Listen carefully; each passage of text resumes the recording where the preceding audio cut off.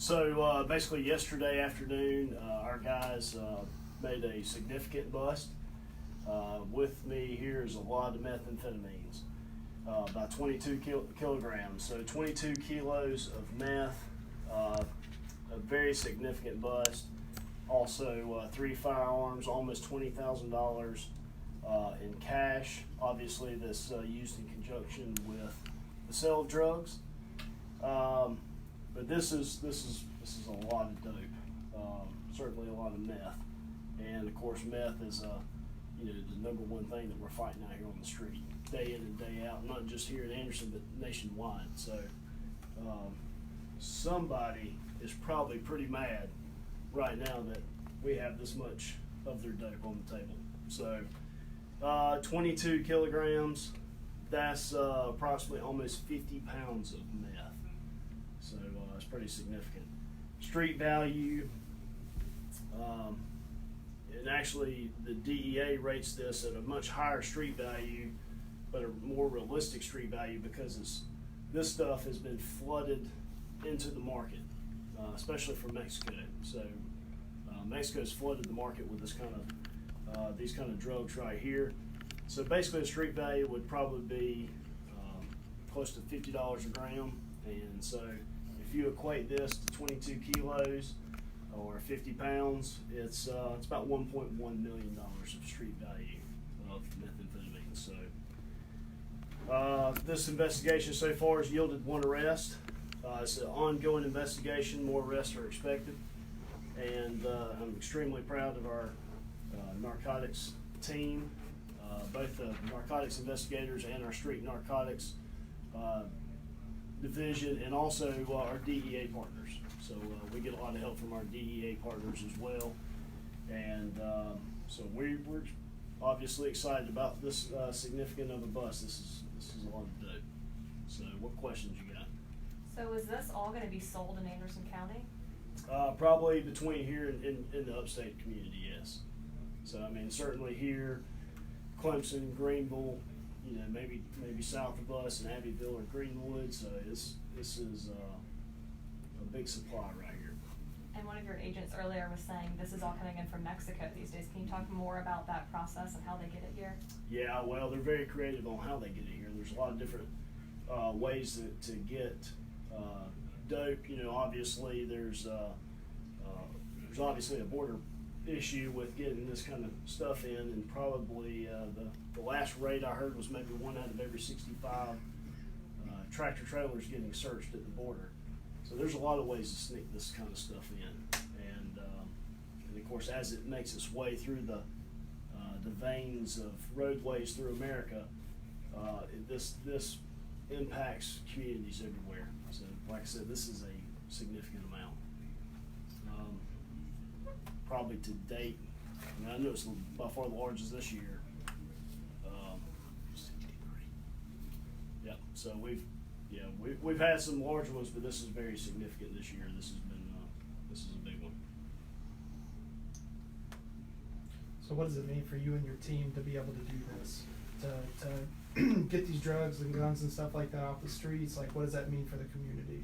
Man, it's a big deal. It's this right here would be probably 15 to 20,000 highs right here. If you had to divide it on how many highs people were getting high on, this is probably 15 to 20,000 right here. So we're just glad that we can get this kind of level of or quantity of dope off the street. And of course that tells you how much is really out there. There's tons of it out there. Can you talk a little bit about how big of a problem it is here? Yeah, where we're geographically where we're located, obviously 85 is just a huge corridor for drug trafficking, and Anderson County has almost 37 miles of interstate. So with that, we're right smack dab in the middle between Atlanta and Charlotte, and certainly there's we know that it's getting moved not only probably through Anderson quickly, but obviously there's stops made along the way. This is this isn't an interstate deal either. This is a local investigation. So but it's like I said, very significant. A lot of different kinds of dope out there today. There's so many different things, but meth is certainly the number one problem in America right now. Can you talk about where the money goes? Yeah. So when money like this is seized, excuse me, when money like this is seized, obviously upon conviction, the money is divided up basically between. It can be local agencies, state agencies, DEA, the local solicitor's office for the prosecutors, but it basically goes back into the effort of the war on drugs, basically. And can you talk about what kind of weapons and Excuse me. is there ammunition in them? Yep, so these weapons were loaded. You can see the magazines right here. They're still obviously rendered safe here on the table, but they were loaded. This is a 9mm pistol. Got an AR-15 and also a 30-06 hunting rifle. Somebody on Facebook is asking, was this tied to a business? I actually do not know if it's tied to a business directly, but it's a good question, but obviously I can't comment on the ongoing investigations. So Gotcha. but that may be something we can talk about later, though. Go ahead. Can you talk about kind of the trend going from seeing a lot of meth labs to now seeing a lot more product coming in? Used to you'd see a lot of meth labs and hear about meth labs everywhere. And bottom line is this stuff is basically the market's being flooded so much by Mexico right now that this is so readily available that you almost don't need to have meth labs anymore. So certainly there's probably some homegrown shake and bake type stuff here and there, but it's so easily available. There's so much of it being pushed through the United States everywhere that it's really not worth. If you're in the methamphetamine community, it's probably not worth their while to have to sit there and home make the stuff in their labs and kitchens. What do y'all do with this 20 pounds of meth now? So obviously that's part of the evidence in the case, and obviously we have to safely store it and hold it for court dates and all that. But once that's all over with and everything's gone through the judicial system from there, it'll be destroyed. Gotcha. And can you talk about like violence that comes as a result of this? Like we see these weapons in front of us. So there's plenty of TV shows that you can watch, and actually some National Geographic shows out there about Drugs Incorporated, and all these other shows are very fascinating. But obviously, drugs is a very violent profession, but it's a money maker, unfortunately.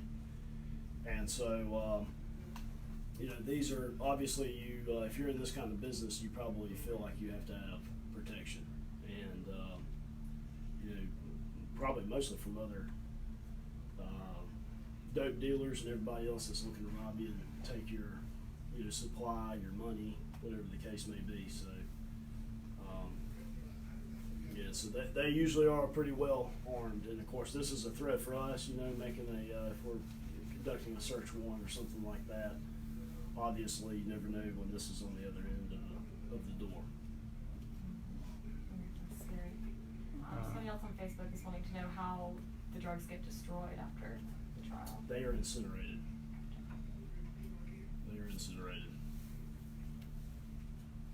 Guys, y'all have any questions? Okay.